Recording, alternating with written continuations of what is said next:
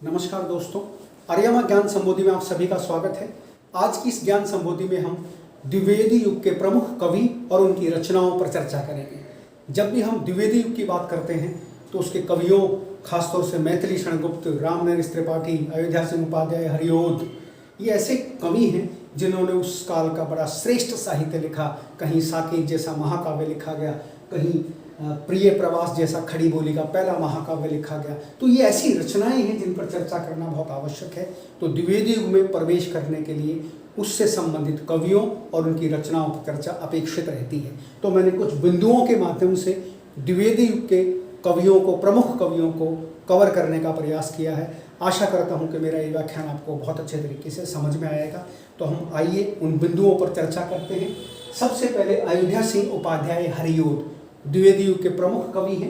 इन्होंने प्रिय प्रवास लिखा 1914 में, पद्य प्रसून लिखा 1925 में, चुप दे चौप दे और चोखे चौप दे इन्होंने 1932 में रचनाएं लिखी, और वैदेही वनवास 1940 की रचना है, और रस कलश भी इनकी 1940 की रचना है। इनकी जो रचना प्रिय प्रवास है वह खड़ी बोली का पहला महाकाव्य माना जाता है। खड़ी बोली का पहला महाकाव्य अक्सर परीक्षाओं में पूछा जाता है, हिंदी खड़ी बोली का पहला महाकाव्य कौन सा है? तो अयोध्या सिंह उपाध्याय द्वारा रचित प्रिय प्रवास पहला महाकाव्य है। और जो उनका रस कलश रचना है वह एक रीति ग्रंथ है, रीति परंपरा जैसा एक ग्रंथ है। और वैदेही वनवास जो है वो राम कथा पर आधारित एक काव्य है। वैदेही आपको पता है सीता जी को कहते हैं, और वैदेही वनवास, उन्हें भी वनवास मिला था, तो उस पर एक रचना इनकी ये बड़ी प्रसिद्ध है। तो द्विवेदी काल के सबसे पहले प्रमुख कवि हैं अयोध्या सिंह उपाध्याय हरिओद। हरिओद इनका उपनाम है। उसके बाद दूसरे यदि मैं कवि की चर्चा करता हूँ तो वो है राय देवी प्रसाद पूर्ण। ये द्विवेदी काल के दूसरे प्रमुख कवि हैं। इनकी रचनाएं हैं स्वदेशी कुंडल 1910 में रचना प्रकाशित हुई थी, मृत्युंजय 1904 में, राम रावण विरोध 1906 में, और वसंत वियोग 1912 की रचना है। इनकी खास बात ये थी कि इन्होंने देशभक्तिपूर्ण 52 कुंडलियों की रचना की थी, जो इनकी प्रसिद्धि का कारण है। यदि हम द्विवेदी काल के तीसरे प्रमुख प्रसिद्ध कवि की बात करते हैं तो वो है रामचरित उपाध्याय। इनकी रचनाएं थी राष्ट्र भारती, देवदूत, देवसभा, विचित्र विवाह, रामचरित चिंतामणि और सुक्ति मुक्तावली। ये इनकी प्रमुख रचनाएं हैं जो द्विवेदी काल के कवि हैं। इनकी रामचरित चिंतामणि जो है एक प्रबंध काव्य है। आपको पता है ना, कई प्रकार के काव्य होते हैं। प्रबंध काव्य है, मुक्तक काव्य है, खंड काव्य है। प्रबंध काव्य जिसमें घटना का विस्तार से वर्णन किया जाता है। खंड काव्य होता है जिसमें किसी बड़ी घटना के खंड को ही शामिल किया जाता है। तो इस तरह से जो है ये इनका जो है प्रबंध काव्य है। और सुक्ति मुक्तावली जो है नीति परक काव्य है, जिसमें नैतिक ताकि बातें कही गई हैं। और द्विवेदी प्रभाव के कारण ही इन्होंने जो है खड़ी बोली को अपनाया था, क्योंकि द्विवेदी युग जो है द्विवेदी से प्रभावित था, आचार्य महावीर प्रसाद द्विवेदी जी से। तो द्विवेदी जी आचार्य महावीर प्रसाद द्विवेदी जी से प्रभावित होकर रामचरित उपाध्याय ने खड़ी बोली को अपनाया था। उसके बाद यदि हम चौथे कवि की बात करते हैं द्विवेदी काल के, तो वो बड़े प्रमुख कवि थे गया प्रसाद शुक्ल स्नेही। स्नेही इनका नाम उपनाम है, जिससे कविताएं लिखते थे। इनकी बड़ी प्रसिद्ध रचनाएं हैं कृषक कुंदन, प्रेम पचीसी, राष्ट्रीय वीणा, त्रिशूल तरंग और करुणा कादम्बनी। ये इनकी प्रसिद्ध रचनाएं हैं। इन्होंने राष्ट्र प्रेम की कविताएं जो है त्रिशूल उपनाम से लिखी थी। त्रिशूल उपनाम से लिखते थे। और सुकवि नाम की एक कविता पत्रिका थी, उसका इन्होंने संपादन भी किया था। तो सुकवि पत्रिका के संपादक थे। और राष्ट्र प्रेम की कविताएं जो है ये त्रिशूल उपनाम से लिखते थे, गया प्रसाद शुक्ल स्नेही। यदि मैं पांचवें प्रसिद्ध प्रमुख कवि की बात करता हूं द्विवेदी युग के, तो वो थे रामनरेश त्रिपाठी। रामनरेश त्रिपाठी जो है देशभक्ति की कविताओं के लिए द्विवेदी युग के बड़े प्रमुख कवियों में इनकी गिनती होती है। इनकी मिलन रचना 1917 में प्रकाशित हुई थी, पथिक रचना 1920 में प्रकाशित हुई थी, मानसी रचना 1927 में प्रकाशित हुई थी, और स्वप्न रचना 1929 में प्रकाशित हुई थी। ये इनकी बड़ी प्रमुख रचनाएं हैं। मिलन, पथिक, ये अक्सर परीक्षाओं में पूछी जाती हैं। और इनकी जो है प्रबंध रचना करने की वृत्ति थी। ये प्रबंध रचना करने की प्रवृत्ति रखते थे। प्रबंध काव्य किस तरह से लिखा जाना चाहिए, इस तरह की इनकी जो वृत्ति थी काव्य रचने की, वो प्रबंधात्मक थी। दूसरी इनकी खास बात थी देशभक्तिपूर्ण रचनाएं इन्होंने लिखी हैं, क्योंकि जैसे मैंने आपको बताया देशभक्तियों के कवियों में जो है राष्ट्रीय भावना से ओतप्रोत भावना से प्रेरित जो कवि थे उनमें राम नरेश त्रिपाठी का नाम बड़े आदर के साथ लिया जाता है। इनके काव्य में देशभक्ति, प्रकृति चित्रण व नीति निरूपण संबंधित जो है इनका काव्य बड़ा प्रसिद्ध है राम नरेश त्रिपाठी जी का, और ये द्विवेदी काल के प्रमुख कवियों में इनकी गणना की जाती है। उसके बाद यदि हम किसी अन्य प्रमुख कवि की बात करते हैं तो माखनलाल चतुर्वेदी जी, जिनकी कैदी और कोकिला बड़ी प्रसिद्ध कविता है। पुष्प की अभिलाषा इनकी बड़ी प्रसिद्ध कविता है। पुष्प की अभिलाषा, चाहा नहीं, प्रेमी माला में गुथ, प्यारी मैं गुथवाऊँ, इस तरह की जो कविता है इनकी। पुष्प की अभिलाषा, चाहा नहीं देवों के मस्तक पर चढ़ूँ, भाग्य पर इतराऊँ, मुझे तोड़ना वनमाली, फेंक देना उस पथ पे तुम फेंक, मातृभूमि पर शीश चढ़ाने, जिस पथ जावें वीर अनेक। अक्सर जो है आपको जो है स्वतंत्रता दिवस पे और जो है आपका जो गणतंत्र दिवस होता है उस पर अक्सर ये कविता आपको सुनने को मिलती है बहुत सारे काव्य मंचों से। तो माखनलाल चतुर्वेदी जी जो प्रसिद्ध रचनाएं थी, हिम किरीटनी, हिम तरंगिनी, युग चारण, समर्पण, माता, ये इनकी कविताओं के एक तरह से संग्रह हैं। और इनकी जो पुष्प की अभिलाषा, जैसे मैंने आपको बताया, बड़ी प्रसिद्ध कविता है। और एक भारतीय आत्मा उपनाम से ये लिखते थे। हर कवि जो है किसी न किसी उपनाम से लिखता था, तो माखनलाल चतुर्वेदी भी एक भारतीय आत्मा के नाम से जो है अपनी कविताएं लिखते थे। और उन्होंने 3 पत्र पत्रिकाओं का भी संपादन किया, प्रभा, प्रताप और कर्मवीर। इन पत्र पत्रिकाओं का इन्होंने अपने समय में सफल संपादन किया।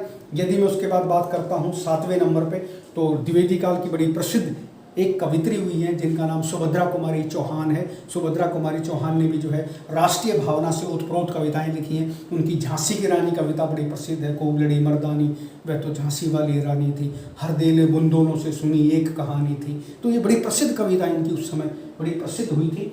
इनकी रचनाएं हैं त्रिधारा और मुकुल। इन रचनाओं के अंदर जो है एक तरह का इनका काव्य संकलन है। इनमें अनेक कविताएं हैं। और राष्ट्र प्रेम की कविताओं में इन्होंने जो है असहयोग आंदोलन के जो वीर थे उनका चित्रण किया है। और झांसी की रानी कविता इनकी बड़ी प्रसिद्ध है। और गांधी जी के असहयोग आंदोलन से प्रभावित होकर इन्होंने बहुत सारी कविताएं लिखी थी। और गांधी जी के असहयोग आंदोलन में भी इन्होंने बढ़ चढ़कर भाग लिया था, जो 1920 में चला था और 1922 में समाप्त हुआ था। यदि मैं अगले प्रसिद्ध कवि की बात करता हूँ द्विवेदी काल के, जो द्विवेदी काल के जो है रतन कहलाते हैं, द्विवेदी काल के सबसे प्रसिद्ध कवि कहलाते हैं, जिसकी वजह से जो है द्विवेदी काल पे चर्चा होती है, वो है मैथिली शरण गुप्त। ये पहले हिंदी के राष्ट्र कवि हैं। हिंदी में 2 ही कवियों को राष्ट्र कवि का सम्मान मिला है, या तो मैथिली शरण गुप्त हैं या रामधारी सिंह दिनकर हैं। तो मैथिली शरण गुप्त जो है हिंदी के राष्ट्र कवि हैं। इनकी बड़ी प्रसिद्ध रचनाएं हैं।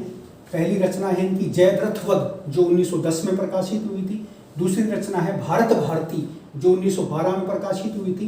तीसरी रचना है उनकी पंचवटी, जो 1925 में प्रकाशित हुई थी। चौथा उनकी रचना है साकेत, इसे महाकाव्य कहते हैं। ये 1931 में प्रकाशित हुआ, राम कथा पर आधारित है। उसके बाद यशोधरा है, 1932 में प्रकाशित हुई थी रचना। द्वापर है, 1936 में रचना प्रकाशित हुई थी। जय भारत 1952 में रचना प्रकाशित हुई थी। और विष्णुप्रिया 1957 में रचना प्रकाशित हुई थी। तो मैथिली शरण गुप्त जी पे मैं थोड़ी सी चर्चा करना चाहता हूँ। एक तो मैथिली शरण गुप्त जी का जो साकेत है, साकेत एक महाकाव्य है। इसके राम कथा से संबंधित जितने भी महाकाव्य हैं, चाहे वो रामचरितमानस है और भी जितने महाकाव्य हैं, चाहे वो कंगन रामायण, दक्षिण के रामायण, कंबन रामायण है, जो भी रामायण है, उन सब के अंदर जो है महाकाव्य जो भी लिखे गए हैं किसी भी भाषा के अंदर, उनमें जो है हिंदी के इस महाकाव्य की भी, साकेत की भी गणना की जाती है। साकेत के में ऐसा है कि ऐसा मानना था इन कवियों का कि भाई जो रामचरित, जिन्होंने भी राम कथा से संबंधित काव्य लिखा है, इन सभी कवियों का ऐसा मानना था, चाहे वो मैथिली शरण गुप्त जी थे, चाहे वो तुलसीदास जी थे, चाहे वो कंबन की रामायण देख लीजिए, चाहे मुन्नीलाल की रामायण देख लीजिए, सभी का ऐसा मानना था कि राम तुम्हारा चरित स्वयं काव्य है, कोई कवि बन जाए सहज संभव्य है। इसी भावना से प्रेरित होकर मैथिली शरण गुप्त जी ने भी जो है साकेत महाकाव्य लिखा था। और साकेत महाकाव्य के 9वें स्कंद में जो है नवे भाग में जो है इसमें उर्मिला के विरह वेदना को दिखाया गया है। क्योंकि जितनी भी राम कथाएं लिखी गई हैं उसमें कहीं पर भी जो है लक्ष्मण जी की पत्नी उर्मिला जी का वर्णन नहीं है। साकेत ही एक ऐसा पहला महाकाव्य है जिसमें उर्मिला को विशेष रूप से चित्रण किया गया है। क्योंकि सीता जी तो राम जी के साथ चली गई थी, लेकिन उर्मिला जी का भी उतना ही त्याग है, क्योंकि उनके पति जो है लक्ष्मण जी 14 वर्ष के लिए वनवास में चले गए थे राम जी के साथ, और पीछे से वो रह गई थी। तो उनकी विरह वेदना का बंधन जो है वर्णन इस महाकाव्य के अंदर बड़े अच्छे ढंग से किया गया है। एक जगह कवि जो है उर्मिला जी के माध्यम से कहलवाता है कि चातक आज ही हुआ भाव का भान, हाय वह तेरा रुदन था मैं समझी तेरा गान। तो कितनी विरह वेदना जो है उर्मिला के माध्यम से इस काव्य में दिखाई गई। और यदि हम बात करें पंचवटी की, तो पंचवटी मैथिली शरण गुप्त का ऐसा काव्य है जिसके अंदर अछूतोद्धार की बात की गई है, जिसका प्रकृति चित्रण बड़ा सुंदर है। आपने अक्सर वो पंक्ति सुनी होगी, चारू चंद्र की चंचल किरणें खेल रही हैं जल थल में, स्वच्छ चांदनी बिछी हुई है अवनी और अंबर तल में। ये इसी यह जो है पंचवटी रचना से, जो मैथिली शरण गुप्त की रचना है उसी से लिया गया है। और मैथिली शरण गुप्त जी ने साकेत में बड़ी अच्छी बात कही है, देश के अतीत के गौरव का गुणगान किया है। हम क्या थे, क्या हो गए हैं और क्या होंगे अभी, आओ मिलकर विचारें ये समस्याएं सभी। तो बहुत सारी ऐसी बातें हैं जिसमें अतीत का गौरव गुणगान किया गया। और जो है द्विवेदी काल के कवियों की खास बात थी, उन्होंने जो है देश के गौरवगान को आगे बढ़ाया। और जो भारतेंदु युग के अंदर जो काव्य धारा चली थी, भारतेंदु युग के अंदर जो नवजागरण परंपरा चली थी, उसको आगे बढ़ाने का कार्य जो है द्विवेदी काल के कवियों ने किया। यदि मैं बात करता हूँ इनकी रचनाओं पे, तो जो इनकी भारत भारती बड़ी प्रसिद्ध रचना है जो 1912 में प्रकाशित हुई थी, तो उसमें राष्ट्रीय चेतना और अतीत के गौरव का गुणगान है। यदि मैं साकेत की बात करता हूँ तो आपको पता है वो राम कथा पर आधारित एक प्रमुख महाकाव्य है। यदि मैं यशोधरा की बात करता हूँ तो गौतम बुद्ध के गृह त्याग की घटना पर आधारित है। यशोधरा जो है महात्मा बुद्ध की पत्नी थी, तो उनकी गृह त्याग की घटना पर यह आधारित काव्य है। उसके बाद जो है मैथिली शरण गुप्त के जो छोटे भाई थे सियाराम शरण गुप्त, वह भी द्विवेदी काल के बड़े प्रमुख कवि हुए हैं। उनकी रचनाएं हैं मौर्य विजय, अनाथ, दूरवादल, विषाद, आद्रा, पाथे और बापू। इनका जो है गांधीवाद में अटूट विश्वास था। जैसा कि मैंने आपको बताया मैथिली शरण गुप्त के छोटे भाई थे। और राष्ट्र प्रेम, सत्य, अहिंसा जैसे मूल्य इनकी रचनाओं में देखने को मिलते हैं। यदि मैं 10वें नंबर पे बात करता हूं तो बालकृष्ण शर्मा नवीन का नाम भी जो है बड़े आदर के साथ लिया जाता है द्विवेदी युग के कवियों में। इनकी रचनाएं हैं कुमकुम, उर्मिला, अपलक, रश्मि रेखा, हम विश्व पाई जन्म के, विनोबा स्तवन, इनकी बड़ी प्रमुख रचनाएं हैं। और इनकी रचनाओं में जो खास बात मिलती है वो राष्ट्र प्रेम की भावनाओं को इन्होंने अपनी रचनाओं में स्थान दिया। और इन्होंने भी जो है प्रभा और प्रताप पत्र पत्रिकाओं का जो है संपादन किया। और ये इन्होंने जो है भारत के अतीत के गौरव के गुणगान में अपने काव्य को रचा। अपने काव्य में जो है अतीत के गौरव के गुणगान को स्थान दिया। जो भारत का अतीत जो गौरव से भरा पड़ा था, जिसकी आज भी हमें आवश्यकता है, जो भारत के विश्व गुरु होने का आह्वान करता है, उस गौरव गुणगान जो है द्विवेदी काल के कवियों ने अपने काव्य में किया। यदि मैं सबसे अंत में बात करता हूँ द्विवेदी काल के प्रमुख कवि की, तो वो हैं जगन्नाथ दास रत्नाकर। ये इनकी जो रचनाएं हैं वो उद्धव शतक है, गंगा अवतरण है, हिंडोला है, हरीशचंद्र है। और एक बड़ी खास बात है, उर्दू में ये जो है जगन्नाथ दास रत्नाकर जी जकी उपनाम से जो है उर्दू में कविताएं लिखते थे।